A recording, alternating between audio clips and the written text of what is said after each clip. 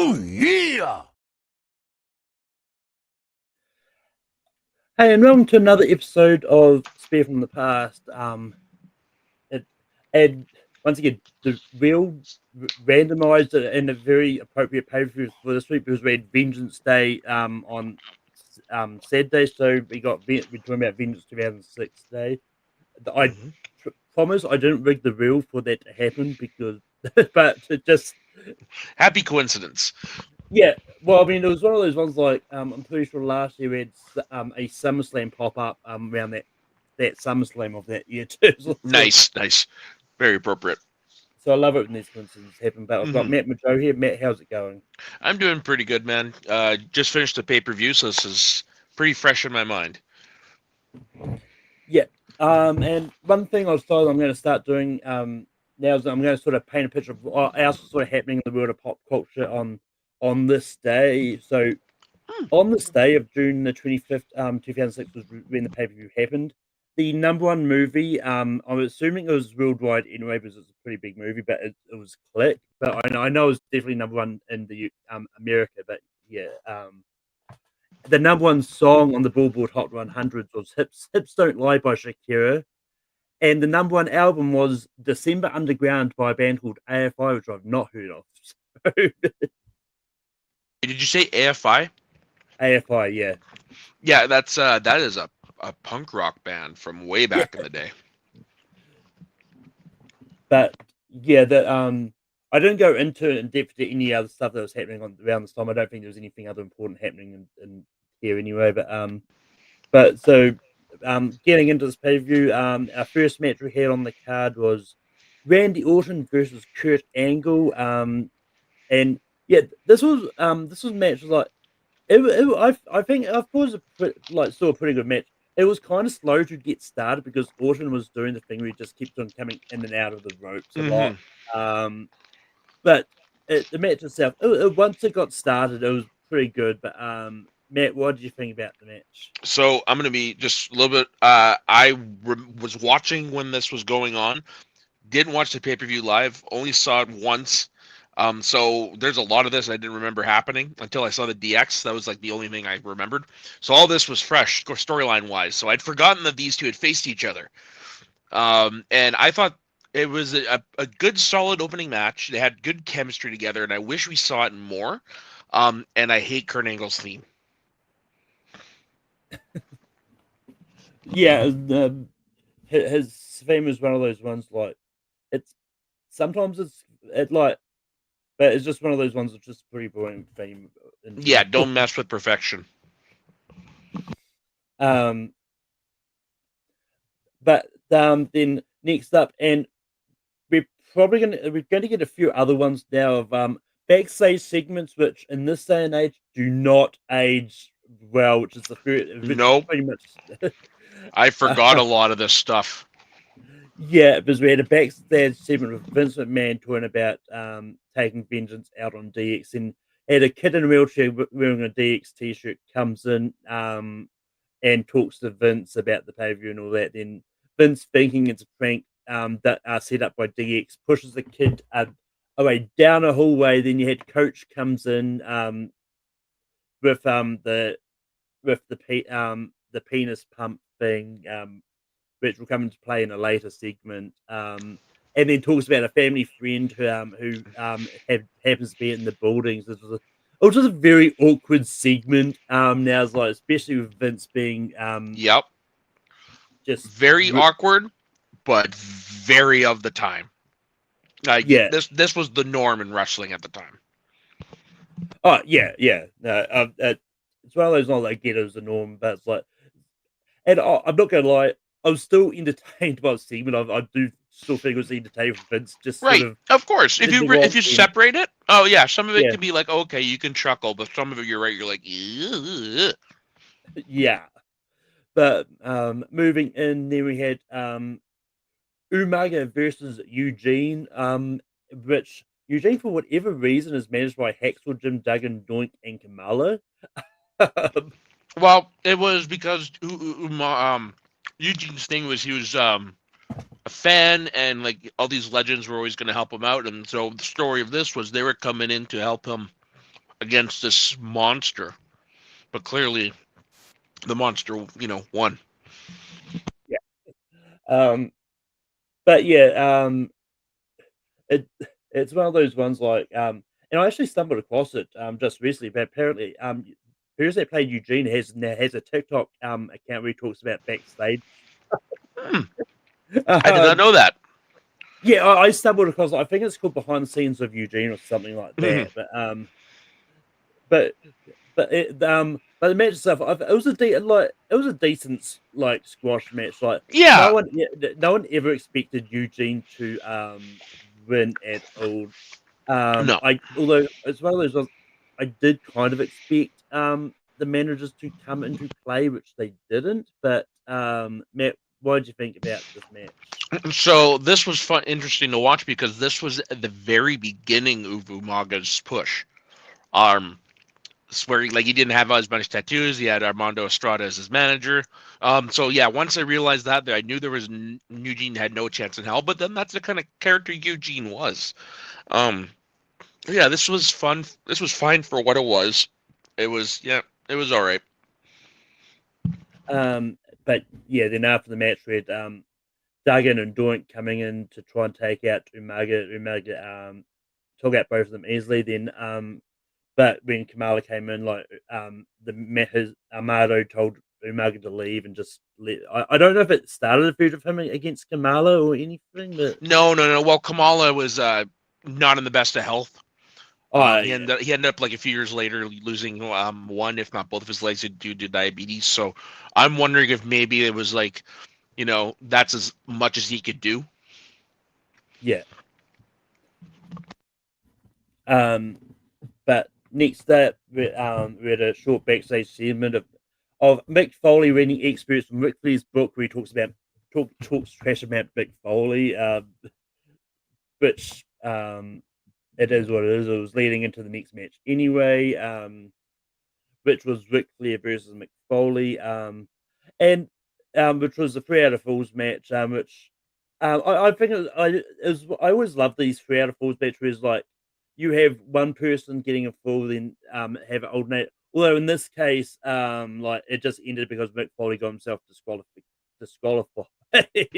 causing Rick to win the match. And I don't think it was entertaining having Mr. Socko dressed up as Ric Flair. That was hilarious. I had forgotten Yeah. about that. But so what were your thoughts about Ric Flair versus Mick Foley? So I had actually forgotten about this match. I like remember and love the next match they have, the I Quit match at SummerSlam. That was a holy shit match. But yeah, I'd forgot about that this happened, and this was slightly disappointing just because of how long it was, two how it ended. Mick Foley is my favorite wrestler. And so to see this was kind of like meh, but knowing the bigger picture, it's like whatever it is, what it is. So I give it a pass because I know what's coming next. Yeah. But then we have a backstage segment with like it started off with Maria interviewing Carlito, and then it's like this whole segment of her talking about like what if there's a cool paradox or something happening. I lost track of exactly how I had forgotten that this was how Maria got her start. Yeah, and it was like, what am I watching? And then with what's next, I'm like, that's what I was watching. Okay. Yeah, but then a transitions to Tori Wilson coming and get to Maria, and like then just Kelly's music just happening to play like at times, like it's like him being confused, like should I go to my match or should I stay here? Yeah, no, definitely. I remember this would have been what 19-year-old Matt. Yeah, 19-year-old Matt. Oh yeah, I would have been I would have had a drool bucket with me at this point. But yeah, no, definitely looking back at this, you're like, there's no fucking way they could do this anymore. None. Yeah, but then we lead into the triple bet match of Johnny Nitro, who you know better as John Morrison, versus Carlito and Shelton Benjamin in triple threat match. And yeah, it was a really good match. Like I've always enjoyed like Carlito as a wrestler. I wish he had wrestled more. Like I don't think he's wrestled much since he's actually returned. No, not early. Now that I think Yeah, about it. um, but like it was just a pretty good match, and just one of those interesting ones where Carlito sort of got the backstabber, but Johnny Nitro sort of stole the Hmm. pin, which is always one of those things that I always find entertaining in multi-man matches.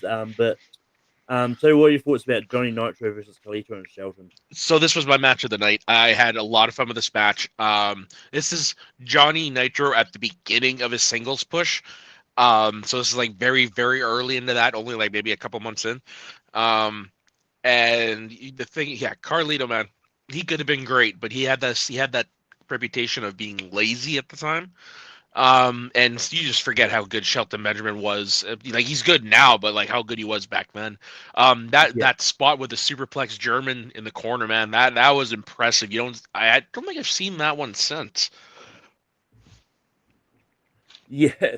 And then we'd move into a backstage segment of Spirit Squad chanting "Destroy DX." Then Vince then sort of berating them afterwards, and then Vince goes backstage to use the penis pump. Why he would want to use it in the middle of a pay per view in the first place, I don't know. That makes no Because he's sense. Vince McMahon, damn it.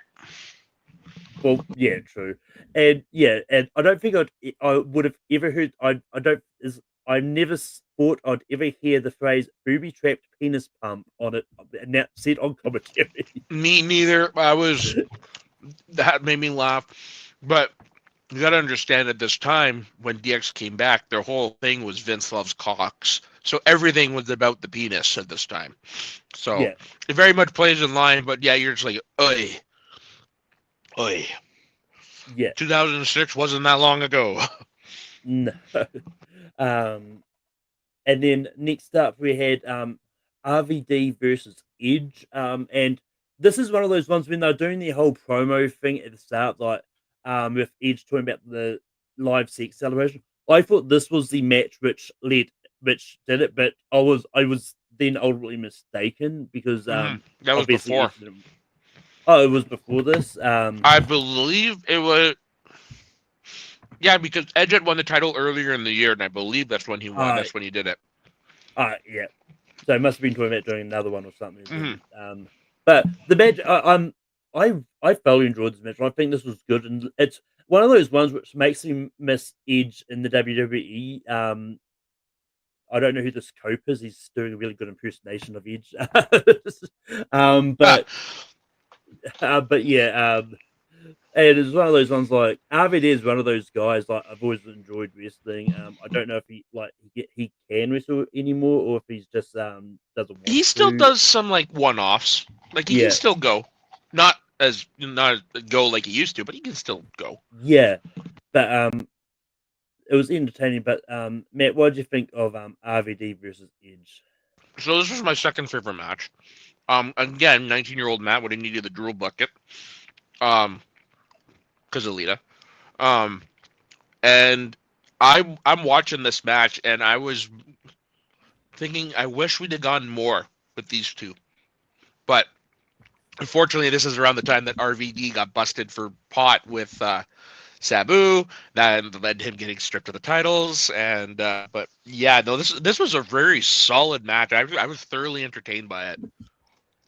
Yeah, and then afterwards we go into a backstage segment of Paul Heyman talking to the ECW guys, like about this lumberjack match, which we'll talk about in a bit. And then next up we had the match Imposter Kane versus Kane. Um, I don't know if you ever looked it up, but do you know who Imposter Kane was? Oh yeah, I've known since the secret came out. It's Luke Gallows. Yeah, that's when I was looking at this up as like when I spun this, we did the whole thing like, at the end where we talk about like what came out. This I completely didn't realize Luke Gallows was in WWE Well, I this remember when early this on. when I remember when that broke out on the internet. It was, did you know Festus was Imposter Kane? Oh yeah, I actually forgot Luke Gallows was Festus Yeah. as well. Um, but yeah, but that being said, this was actually a really good match for like a doppelganger Really? match. I look, um, it's Wow. one of those well, and it's one of those ones like I thought it was a good match for one that is like a doppelganger match. I'm not saying this is the best Oh, match. gotcha. It was good for what okay, gotcha. Yeah, Okay, because I'm like, that's the first time I've ever heard that about that match. yeah. It's one of those ones like I've always liked sort of Luke as a wrestler. And, I think always thinks he's very decent. And I will say it's funny, but that Kane is on the opposite end of an imposter match because we've covered a match earlier on and on Spear from the Past in which Kane played imposter Diesel. That yeah. uh, um, so I think it was more entertaining to see this happen on him for a change. Mm. But so what were your thoughts on Imposter Kane versus Kane? So I hated the storyline when it happened. I hated the match when I saw it, and I just skipped this match this time. This is not one of my was not one of my favorites. And I don't know if it's because it was disappointment on my part, just because I remember the storyline. It was hinting towards a return to the mask for Kane, so I was like, "Oh, this could be fun." And then we got this, and it just didn't work. And like literally, I think like the next night or the Monday after that, like literally, Kane quote unquote unmasked him and literally threw him out the door, and that was it. Like it was just like, what was the point of this? Yeah. Um, but next up we have John Cena versus Sabu, which was quoted as an extreme lumberjack match. I didn't actually get take notes on who the lumberjacks were. But I do recognize some of them. But I know that Big Daddy V or Viscera, whoever it was at this time, was there. So, That was the Viscera, the Love Machine. yeah. But John Cena versus Sabu, I think it was a really good match. But it's one thing. It's another one of these John Cena matches that I never realized had happened Yeah, me too. until. Me too. I forgot this whole storyline had happened. There's especially the case like because I'm pretty sure it was around this time where John Cena had lost the title to RVD. Yeah, this was after One Night Stand 2006. Yeah. So and because I had it in my head that John Cena and RVD sort of feuded for a while after that. But we'll definitely get into the backstage segment after this match. Mm-hmm. But I thought John Cena versus Sabre was a very good match. I do kind of wish the Lumberjacks got into it more than they did. It was one of Yeah. those ones like it was pretty more, like more friendly lumberjack style match. The Lumberjacks are not trying to beat down on the other players. So what are your thoughts on John Cena versus Sabu? So yeah, like I said, I'd forgotten that this storyline and match even happened, and for what it was actually fairly entertaining. I do agree with you. I do wish the Lumberjacks had gotten involved a little bit more, but no, it was nice to see John Cena at least this early in his run as Super Cena, get in, do some little side quests because. Like the memory from that time is always John Cena was with the title, and that as we'll see is coming up, like that'll continue. But no, it's nice seeing him do this nice little side adventure. It was kind of fun. Yeah. And then after the match, we had a backstage segment of John talking to RVD, in which RVD challenges were seen on War.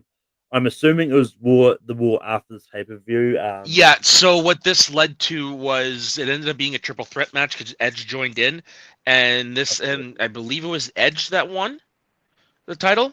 It Yeah, was it would be that match that RVD like got stripped of it because of his upcoming suspension. yeah.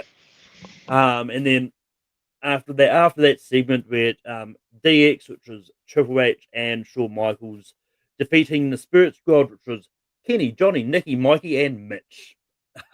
Yep. Yep. Oh my God, this was horrible back then as well. You know who one of them went on to be, right? Yeah.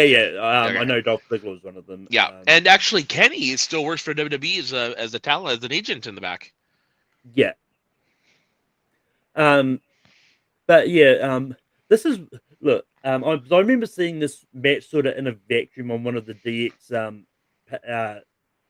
like compilation DVDs that they used to do. I wish they'd do more of those confirmation DVDs now, but WWE and I, Vault, baby.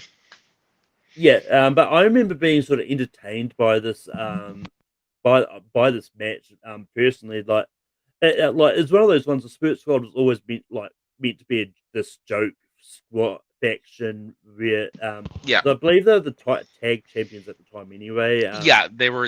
Yeah, it was the Freebird rule. But and just having DX sort of go up on be on the have to be on the offensive because there was like 2 versus 5. So it was like it's always one of those ones where you always expect the 5 team to win, but DX but I thought I honestly enjoyed the match a lot. I thought it was pretty good. And especially the ending where like you had like short Triple H and that I don't know which of the ones it was, but one of the Spirit Squad into the Kiss My Ass. It was probably I think it would have been Triple H because he had the shorts. Yeah. No, it's more I'm talking about which of the Spirit Squad was inducted into. Oh. Because I have no I could not. The only one I could tell just because I know him more as Dolph Ziggler or Nick Nemeth now. Yeah, is the only one I would recognize. But like all the other, they all looked pretty much the same. Right. Yeah, no. For me, for me, it's Nick Nemeth and Kenny Dykstra that I can point out because, like I said, Ken Dykstra came back. He actually came back for a little bit of a thing years later, and like I said, now he works as an agent. You sometimes see him on TV, but yeah, my God, the Spirit Squad, they were for what they were good. Like all great athletes. Watching this back, you could definitely see that Nikki was the one that was gonna break out. Some of the spots were actually fun. I liked it when he did the trampoline bulldog. I thought that was pretty cool. Kudos to Johnny breaking his nose early in the match and keep going with all that blood. No, I mean this was clear even back then that DX was going to win no matter what. But if you take that aside, it was a fairly decent match. I don't think it should have main evented. Maybe. Yeah, I'm still up in the air on that, but overall it was a fairly decent return to form for DX. I remember being all in on the DX train when this came out, to the point I bought a DX jersey, which is somewhere. Yeah. It's one of those ones like I didn't mind that this match main evented. Like, well, I agree with you. It may not have been the best match on the card to main event, but it's like. But I would argue it was probably the major storyline going into the right. That's why I was like, maybe because that you have to take that into consideration because it's true. It was the return of DX, their first match back in those two in 8 years. Yeah. Yeah. And just on a note, it's definitely good seeing Triple H finally getting his due as a singles wrestler going into the Hall of Fame. Yes. Well.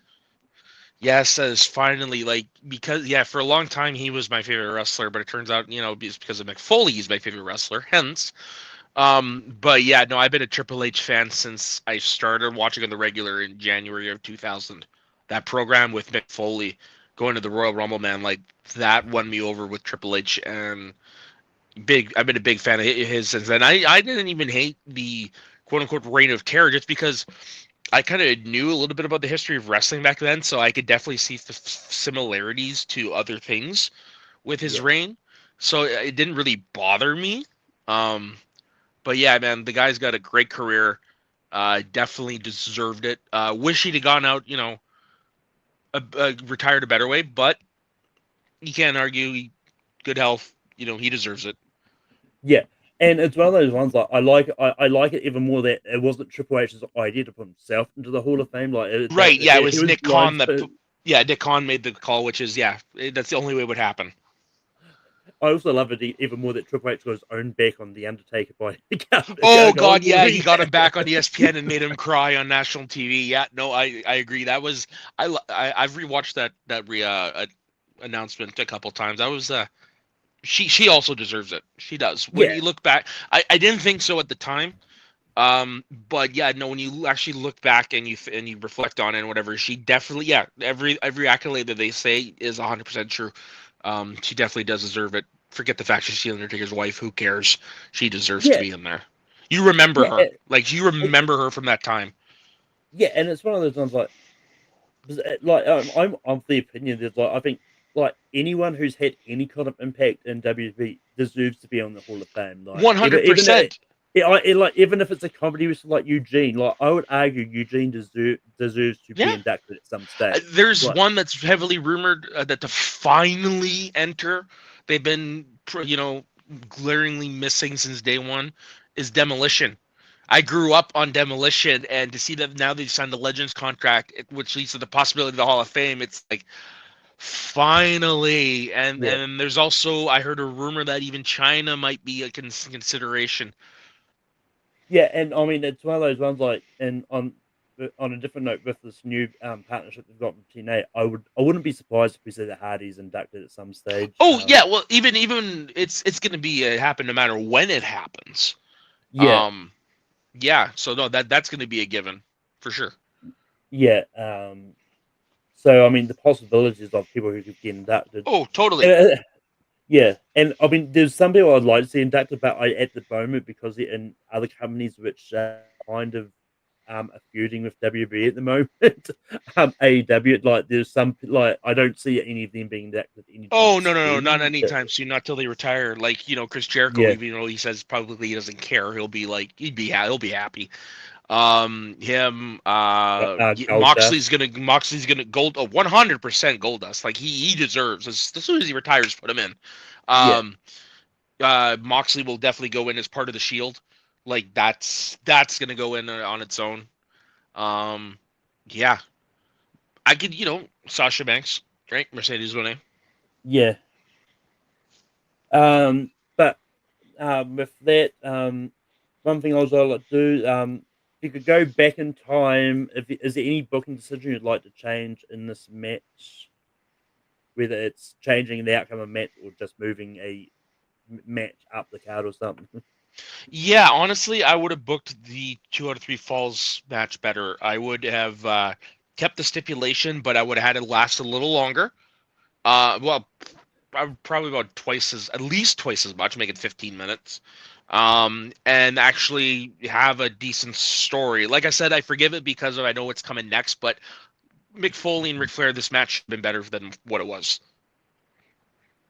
And yeah, for me, I already kind of mentioned it when we were talking about the match. I would have booked the Lumberjacks to get more involved in the John Cena Yeah. versus Sabu match, um, but that is, well, once again, it is what it is. I don't know if they didn't want to get too involved or if they were like told sort of I don't know. um I don't know what the reason because I mean just about every other lumberjack ones I think they've gone and really it was but yeah but with that Matt, what would you rate this pay per view out of 5 stars?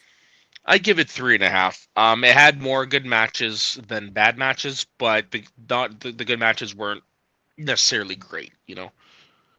Yeah, I'm pretty much the same. Yeah, I've also got three out of 5 out of 5. And yeah, pretty much same as you. Like there's a lot of matches that I was entertained by. There was some which just either went on too long or didn't need to be on a pay per view. But I Hmm. get it. This was I believe this might have been the first like solo brand pay per view that they did, which was No, no, and no, no. This was definitely not. They started that way back in 2003. actually no. I got it wrong. I think it was like I'm pretty sure what I read. I think this was one of the actually I think this was It one of was the one of the last. last. It was one of the Yeah, last because yeah, the brand split started before, it was after WrestleMania 18. yeah.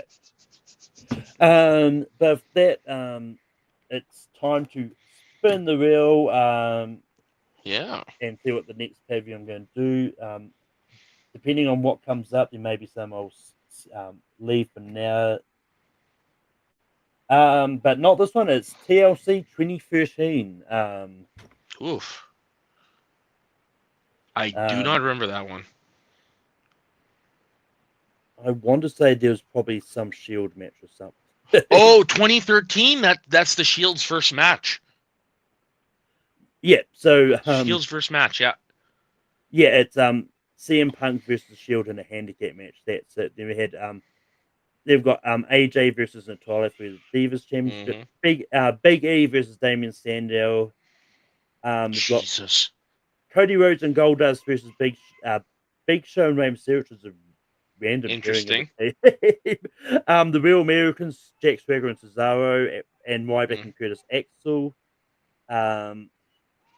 Truth versus Brodus Clay. Kofi Kingston versus The Miz. Wyatt's that's right. It's the Wyatt's match against Daniel Bryan as well, and then that's right. Yeah, that weird little mini feud thing they did. Yeah.